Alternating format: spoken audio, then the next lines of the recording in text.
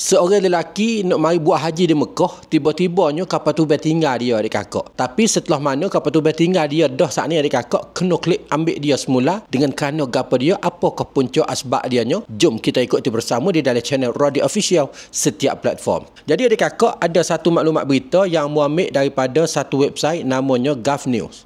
Dia sebar mari berkenaan dengan seorang lelaki yang bernamanya Amir Al-Mahdi Mansur Al-Gaddafi adik kakak. Dia ni orang dari negara Libya.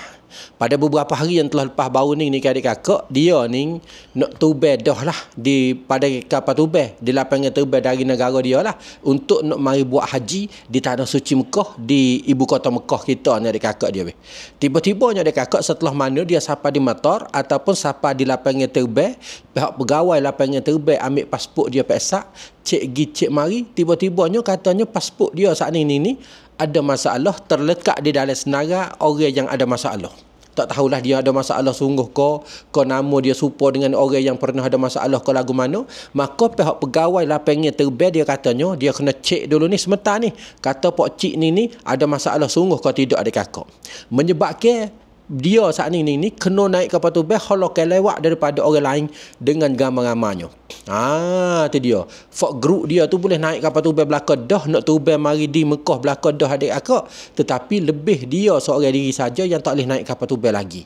Maka setelah mana pihak pegawai peksak nama dia, peksak pasport dia, sudah selesai molek gapo siap dah adik kakak dia Pihak pegawai katanya tak ada masalah gapo, dia pun boleh nak pergi naik kapal tubeh. Bahawa dia nak pergi naik kapal tubeh tu adik kakak, tiba-tibanya pintu kapal tubeh, gate kapal tubeh saat ini katuk kerana habis masa. Maka kapten kata, mung tak boleh pergi dah Mekah pada tahun ni. Mung tak boleh pergi dah Mekah pada tahun ni kerana mung naik kapal ni halal lewat. Kapten pun katuk. Maka Abang Gaddafi saat ni dia kata, lah mana dia nak pergi juga buat haji tahun ni. Maka selepas pada tu kapal tubeh apa? Tubeh daripada matar. Tubeh daripada lapangan tubeh sementara yo. Tiba-tibanya dia kakak kapal tubeh itu saat ni ada masalah. Ada masalah di atas udara.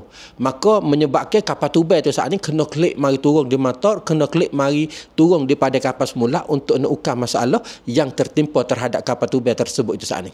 Maka dia kata, ni kapal tubeh dia klik dah tu. Dia boleh nak naik kali gitu kak. Tetapi kapten katanya, mung tak boleh naik lagi sebab mung mari lewat saat ni. Mung tak boleh naik lagi kapal tubeh. Dia kata, tu dia sedek ke kapal tubeh turun mai baiki gapo adik kakak. Mai baiki kerana kapal tubeh ada masalah sikit sebanyak. Bahawa dia nak naik, tak boleh naik lagi kapten kata. Kapten bawa baiki siap gapo dah, kapten pun tubeh lagi adik kakak. Tubeh lagi sementara, tiba-tibanya adik kakak kapal tubeh tu saat ni ada masalah pula dah adik kakak.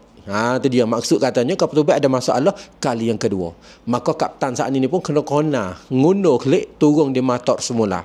Setelah mana dia turun mai baiki kapal tubeh kali yang kedua, kapten kata, tak boleh dah dia nak tubeh tak boleh ni, kalau tidak ada Abang Muhammad Gaddafi dalam kapal tubeh dia nak tubeh tak boleh. Kerana dia kena ambil Muhammad Gaddafi masuk dalam kapal tubeh dia juga, kena pergi sampai ke Mekah juga lah mana. Susah akhir dia kakak Abang Muhammad Gaddafi saat ni boleh naik kapal tubeh mari ke Mekah dengan selamat. Kapal tubeh itu saat ni pun tidak ada kerusakan gapo-gapo dia jual dia kakak. Ini nak royak katanya takdir Allah Subhanahu taala. Apakah yang kita boleh dapat pengajaran daripada maklumat ni adik kakak? Nak royak kepada adik kakak katanya orang yang nak mai buat haji di Mekah adalah dikira ke duyufur rahman ataupun tetamu Allah Subhanahu taala.